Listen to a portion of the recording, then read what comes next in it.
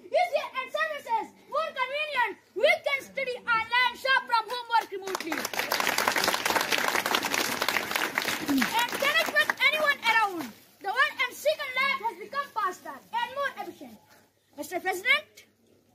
But at the same time, the internet has also made life more difficult.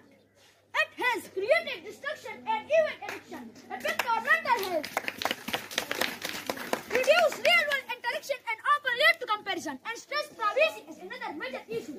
Our personal data is constantly being traced and sometimes misused.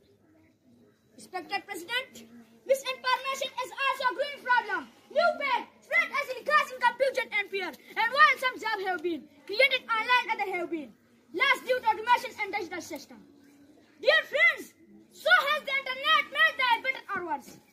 Mr. President, the truth is it's both. It's a powerful tool that we must